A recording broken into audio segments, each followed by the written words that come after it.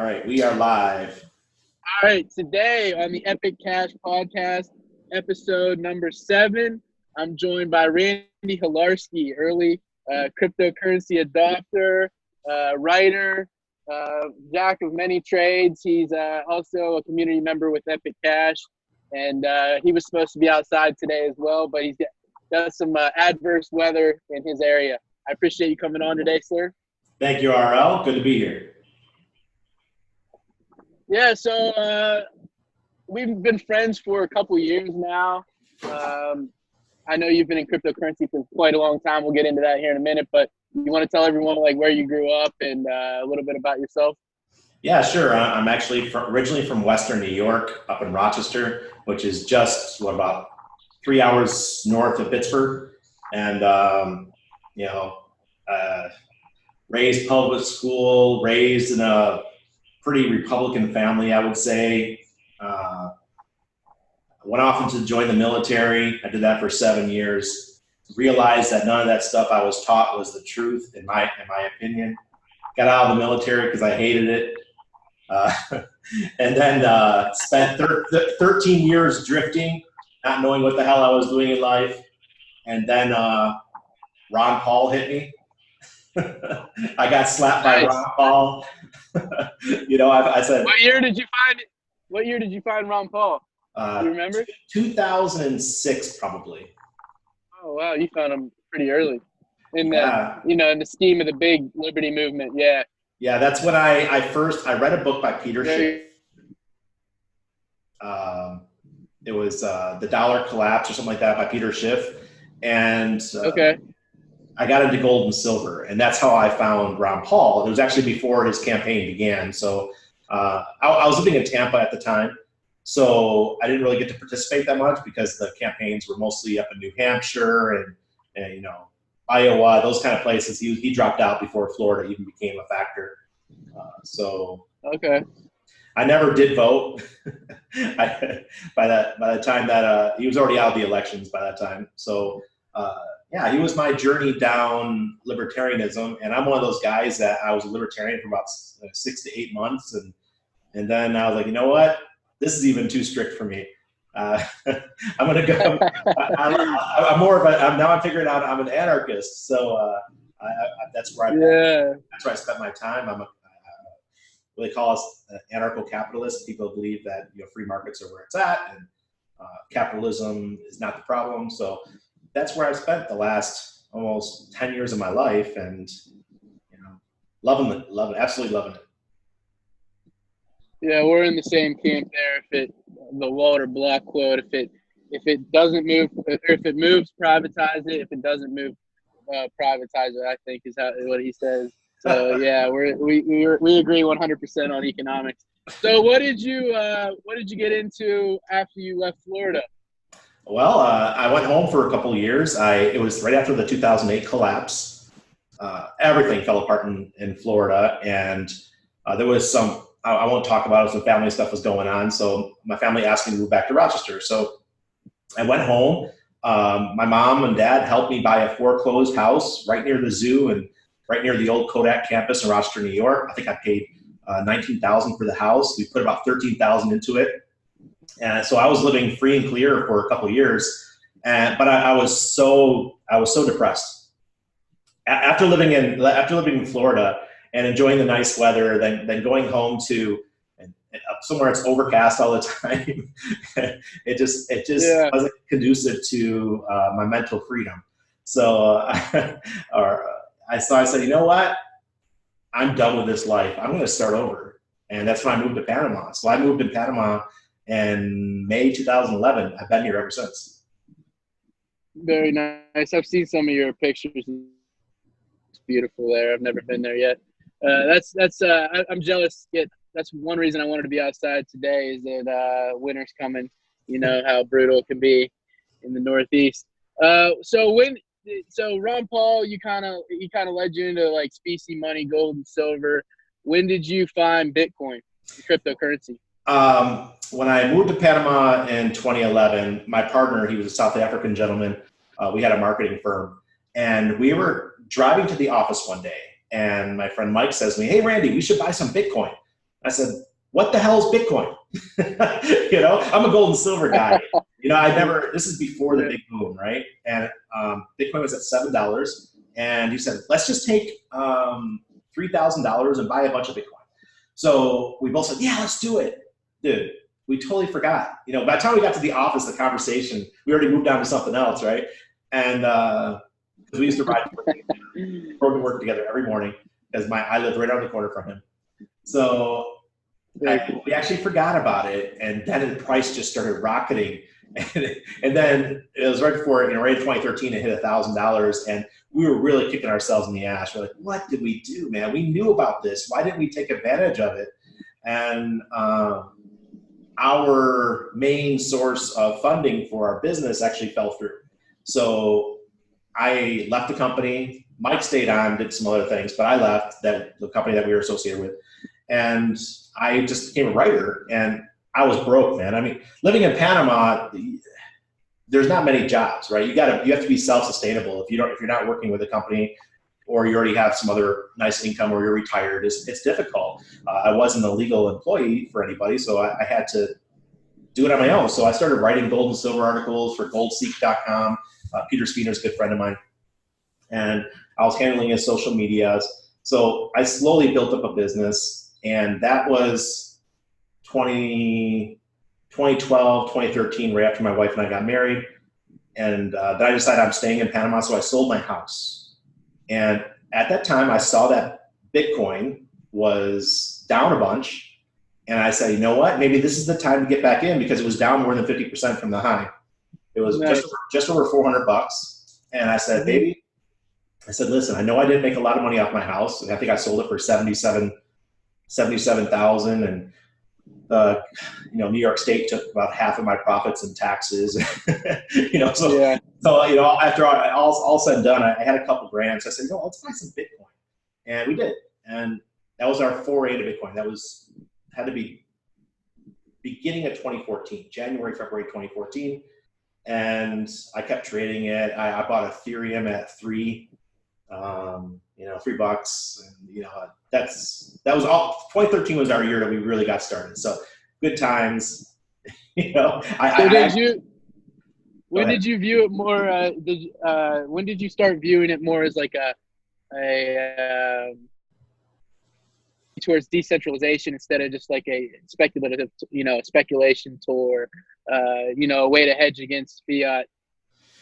Well, I lost my ass in the beginning, right? Because I found altcoins, and my first one was Darkcoin, and I bought a shit ton of Darkcoin, and then I made the classical mistake of when the Dash wallet came out, I sent my Darkcoin directly to the Dash wallet, so they all got hung up. I didn't do proper transact, I didn't do. There was some step in the middle that I was a non-tech guy, so I didn't know what the hell I was doing. So I lost a whole bunch of Darkcoin, which Dash peaked out at like $1,200 or something like that. Yeah. So I lost a small fortune. But hey, that's life, man. It's a learning lesson. I know all of us guys who've been around for a long time, we all have these mistakes where we lost hundreds of thousands of dollars in the speculation side. And I think for me, the excitement happened with Ethereum when I saw what was happening. Bitcoin's not the one that excited me. It was Ethereum, because I saw all these new applications being built on top of this. And I say, you know what? We're really onto something here. I'm a social media guy. That's what I do for a living. I'm on the internet all day. Yeah. And I saw that gaming could be utilizing smart contracts. I saw the social media could be using smart contracts. I saw all the stuff happen. I'm like, whoa, dude, we're really onto something. So that was what really got me into it. And I thought that I should participate and offer my skills to companies. And that's why I participated in 15 ICOs where we were the social media team. We lost a lot of money doing it. We thought we were going to make money, but a lot of them collapsed. By the time we got our coins, they're worthless, right? Because normally you have to wait a year to get your locked up coins. So that was a huge disappointment, man. When you spend 6 months working on a project and then you get your coins and they're only worth $200. Yeah, I mean, you're very well known from like the writing and like specializing and just promoting certain things in the space. When did you find Steemit? That's how I first found you. Is I think Steemit. Well, I don't know if you know Sterling Luhan. Do you know who Sterling Luhan is?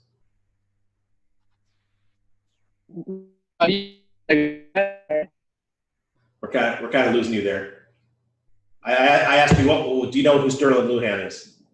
No, I'm not. I'm not familiar with him. Okay, Sterling is he calls him this. I think he calls himself the psychological anarchist, and Okay. he started writing on Steemit in July. I think it was July of 2016, and he made a video. And my friend Jeff Berwick of the Dollar Vigilante, he actually shared the video on his page, and I watched it, and I signed up for an account right away. But I didn't understand what the hell I was doing when I set up my account, and I never saved my private keys, so I was never able to log back into the account once I logged out. So that was a big bummer. Once again, another learning lesson. That's what happens. I had a couple friends experience that. Yeah. Yeah, so because we're used to regular social media where it's just a login, and this you had to save your private keys. So then in August, about the first week of August, Jeff Berwick he made a introduction post on Steemit, and he made over $15,000, and I was like, holy shit! And I was we're the social media team for Jeff Berwick and Dollar Vigilante back at that time. We did his social media for 2 years. And Jeff's like, Randy, you got to get involved with this. You're a social media guy. Why aren't you using it? I said, well, I lost my keys. He's like, set up a new account. Just get started. So that night, I made another account.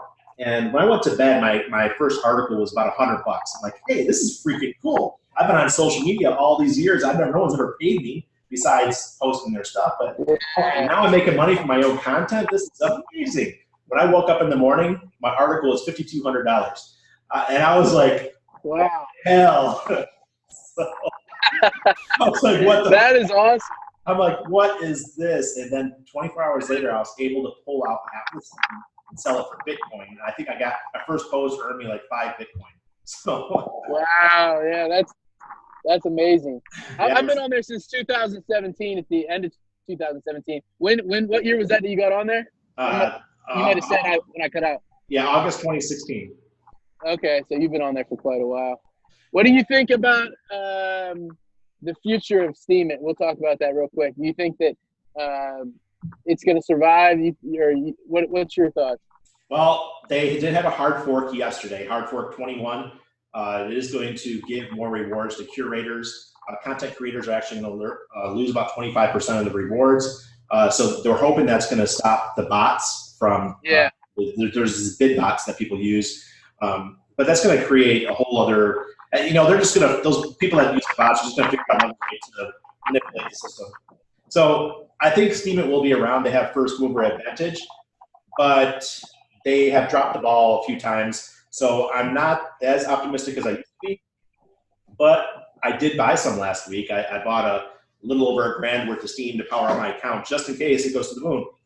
Yeah. So I don't believe it's going to fall to nothing. It's a quality website. Yeah, it's difficult to use, difficult to get an account on there. But once you figure it out, it could be profitable. But you really have to spend. It's like every other social media. If you want to be and make money on, or if you want to make money on Steemit, you have to be there, participate every day. Comment, share content, make friends to get votes. So there are some problems with it. I'm not going to lie. I mean, I was on the team. I know there's problems. Yeah, it's just like anything else. Like you said, you got to put in the effort and stuff. I've had a little bit of success on there, nothing as big as you, but I enjoy getting on there and posting as well. And I hope it succeeds. It's like really the answer as far as social media. I think we need it, and I'm rooting for it to succeed. So, when did you first start thinking about like privacy and when and how we could solve anonymity and private transactions? Were you involved in any like other privacy coins like Monero or anything? And When did you get interested in Epic? Well, I was actually on the Zencash team. Okay. Before they became Horizon, and they got scared off of the privacy side about a year into the project, and that's when they became Horizon. So that was a big disappointment. Once again, I mean, the crypto is a big. You better be a big boy coming into this business, because a lot of times you're gonna get your hopes up for stuff, and then things aren't going to turn out the way you want them. And that's how I was with Zencash. And anybody at the team is watching this, hey guys, the biggest aspect that I thought was important to that project was the privacy side, and they turned their back on it. So, you know, congrats to Dash, congrats to Zcash, congrats to Monero for continuing down that path and understanding that privacy is important in money. Fungibility and all this, it's important in money. And I when I saw what Epic Cash was about, I just knew that I had to be on the team. It wasn't just because I knew most of the guys on the team and the girls. I said, you know what, this is important, and I think we're due for a new privacy coin. Obviously, we all knew the benefits of Grin, but we didn't like the token economics of Grin. Grin doesn't seem like a place for anarcho-capitalists. It's just their community does not. They don't gel with us, right? It's like they're on one side of the room, we're on the other side of the room. There's not much that's going to bring us together. So I think, and that's why a lot of us originally got into cryptocurrency, is because of the economic side of having the finite supply and stuff. And then Bitcoin was kind of originally thought to be private, and of course now we all know that it's not.